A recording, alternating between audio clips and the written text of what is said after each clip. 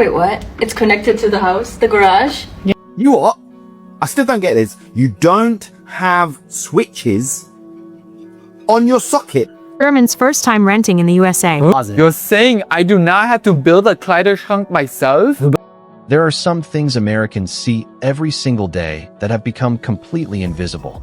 You walk through the garage and straight into the house. You throw leftover food into the kitchen sink, flip a switch, and it disappears. The air inside your home stays cool in the summer and warm in the winter without you giving it a second thought. The closets are already built. The kitchen is already installed.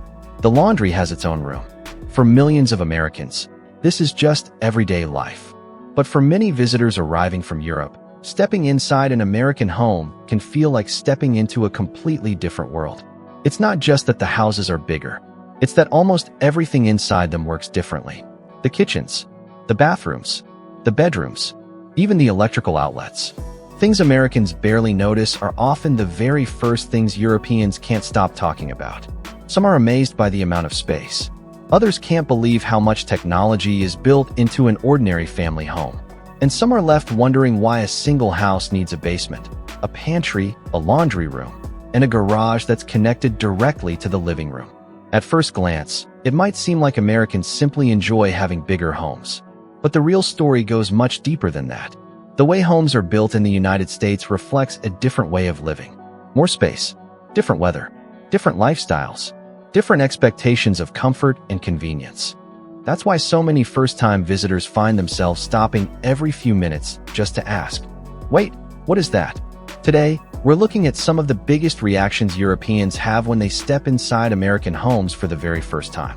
From smart technology and giant refrigerators to built-in closets, central air conditioning, garbage disposals, attached garages, and features many people outside the United States have never even seen before.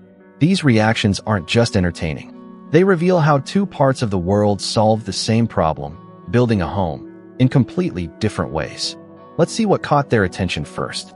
German's first time renting in the USA. Ooh, wow, it's arschkalt in here. Is it a freezer or what? This apartment comes with state-of-the-art air conditioning. See, sir, these are the AC units. I won't use air conditioning. Oh my gosh, these look expensive. How much will all these light fixtures in the window curtain cost? What? You don't need to buy these. They come with the apartment, sir. Really? Yeah, let's move on. So this unit is 2 bedrooms. If you come in here... What is this? Sir, that's a closet. You're saying I do not have to build a Kleiderschrank myself? Who builds a closet? I don't know. Yeah, so pretty nice. So quick question, how do you find an electricity provider and gas provider? Sir, you don't need to do all that. Do you think you're renting or buying? No, I want to rent. Buying curtains, buying lights, building a closet. You don't have to do any of this when you're renting, sir. So no looking for electric provider or gas? No. Wow, I like renting in the USA. I'm a European living in an American house, and here are 3 things that are super normal in America, but I wish we had in Europe. First of all, an ice machine in every fridge. I wish it so bad that we had it, but we don't. Okay. Second of all, the basement. I feel like every American house has a basement like this. They're nice, they're big, you can store it so much things, and I wish European houses had those too. And the last thing that every American house has, in my opinion, is that all the rooms are connected. You can hang out there, you can hang out there, and you don't really have separate rooms with closing doors. Things that are different in American households versus German households. Food disposal in the sink.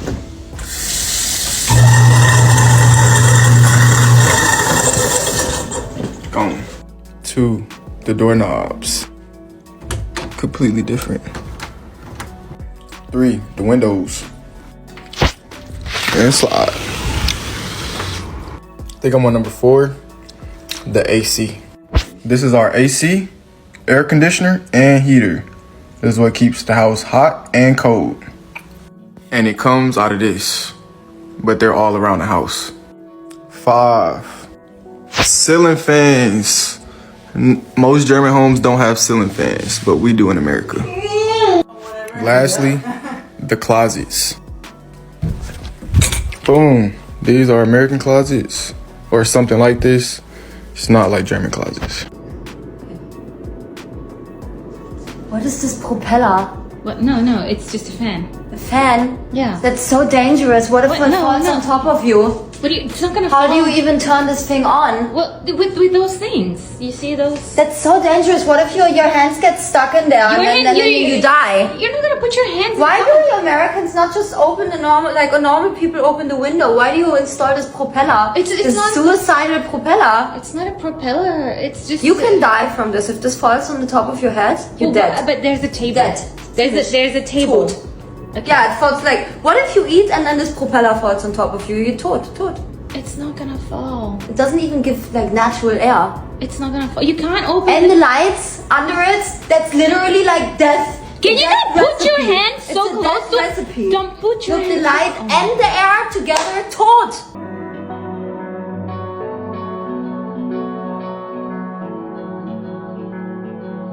Take a wild guess what's behind here. One of the biggest pantries I've ever seen. It's so big. Look how big it is. It's literally the size of my house. Wait, this is your closet? Mm-hmm. That's Jen's This is my closet. What's this? Closet. So your closet? Charles is gonna be hiding people up there.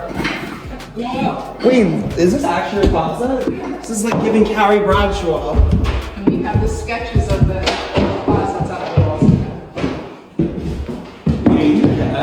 Yeah, look at see, my sketches, they're all over. You'll use like literally just the upstairs is gonna be like your 30 Birkins. And then.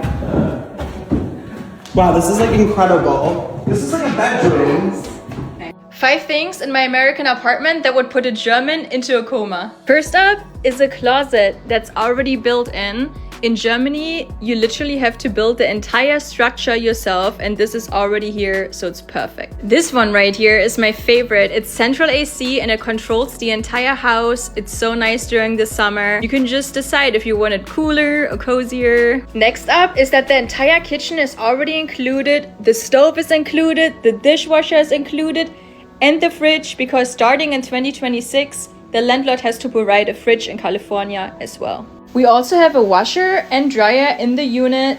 Everything is already installed, everything is already in. In Germany, you have to buy both as well. So the last one, I don't know if you guys know what I'm pointing at, but I'm pointing at the floor, because in Germany, it used to be very common to take your floors when you move apartments or into a new house. So it's totally normal if you decide to move to take these floors with you. So let me know, what was the most shocking for you? Okay, look, I understand walk-in closets are the shit. I had one in Europe. I absolutely loved it. But seriously, do you put everything on hangers? Like, is that how it works? Because I feel like I can't really store anything anywhere. Where do you put y'all stuff? Okay, so I bought these boxes here for like smaller things. Like all of my toddler stuff is in here. But where do you put like socks, panties, bras? Where does that go? Hey British people, come live in American houses. We have faucets where you can have hot and cold water at the same time. We also have this thing called central heating, where we don't rely on hot water moving around a metal radiator to warm up our homes. We also have basements with cute little dogs. Sorry it's so messy. And in that basement are my favorite things. This huge washing machine, I can literally fit in it. And my most favorite, a dryer. It dries all my clothes. Also in the summer, we can crank our windows open like this and there's a screen so no bugs come in. That is pure luxury. And our light switches aren't on the outside of our rooms, no. They're on the inside. And again, one of my most favorite appliances, the freezer. It keeps things frozen for you, and on top of that, we always have an ice maker. Ice at your fingertips. Amazing. And look at the size of this fridge. Just think of the amount of Lurpak butter you could fit in this huge fridge. Low-key though, why is everyone obsessed with Lurpak butter? Anyways, just to say, I think there are a few things from American houses that Britain should adopt. Right, I know this is kind of grim, but can you Americans tell me why your water sits so high? Like, why is it so high into the toilet? You're shitting, and there's no space, it's just flush, this splash central, like, nah, it needs to be way lower. I don't know if that's just this hostel thing, but all the toilets, the water's so high. Like, the paper drips into the water. I don't know. Okay, looks like a regular toilet. But there's always these massive gaps. Like you could literally see someone sitting on the toilet. I could fully put my little hand through there. Guys? Guys? Guys? Americans, I've got the dumbest question I want to ask you. So please answer me this question because I'm genuinely perplexed right now. I've just discovered that Americans don't have on and off switches on their plug sockets, okay? So this is a picture of their plug sockets. No on and off. What do you mean? Do you go out and your house could potentially blow up? Because I would be scared. Like if I left my straighteners in, obviously you could just unplug it, but nah. Surely your house is gonna blow up if you leave that in there. Like surely that's not good for and surely your electricity bills are through the roof if you're just leaving everything plugged in. Like surely, I always take my plugs out as much as I can to save electricity, you know, we're in a cost of living crisis. So how does that work? Do you just have to actually unplug it, or I'm confused and I'm baffled.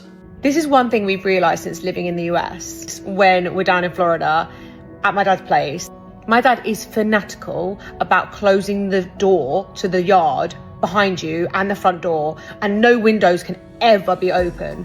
Like, I mean, the door even has a beeper. Like every time you open the back door, there's a beeper that goes. It goes ding, so you know. In my head. And my dad's head would be like on a swivel. Yeah. Close the door. Because of the bugs, the lizards, the hornets, and just like the no-see-ums and everything that can come into the house. So it'd be lovely and warm outside, but you must never leave that door open or windows open. In the UK, because at home, as soon as it gets above like 50 degrees, windows open, doors open, air out the house. There's a beautiful like summer breeze coming through the house. It's the best. And obviously we don't have AC, so I think it's definitely something to do with that. But I also feel like, isn't it a shame that you've got such beautiful weather outside and you can't actually have fresh air in your home? It's like 60 degrees, the first like hot day of the year in Boston. And the first thing I thought of was like, yeah, let's open the windows because we live in an apartment. It's just like a southern thing because they have all those creatures, when actually it's not, because when we were on the Cape, they had the same notices on an Airbnb basically saying like, please do not leave the doors open and don't leave, you know, because there's so many bugs out there. Literally like fighting bugs.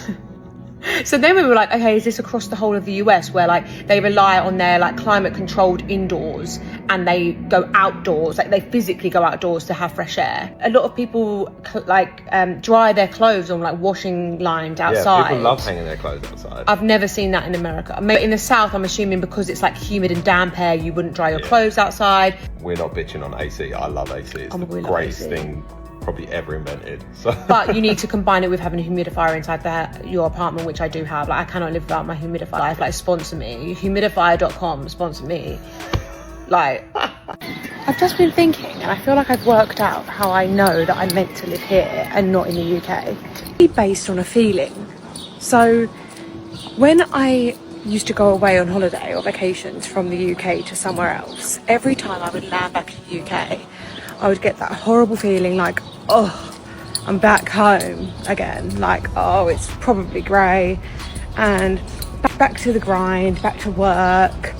Nothing to look forward to really. Like what I had to look forward to has now been and gone. Like my vacation that I just took is what I would have looked forward to my whole year and it's gone now. Like being home type blues. I'm not saying there was no comfort with being home at all. I'd say that most of the feeling was how I wish I could just hop back on that plane and go back on holiday.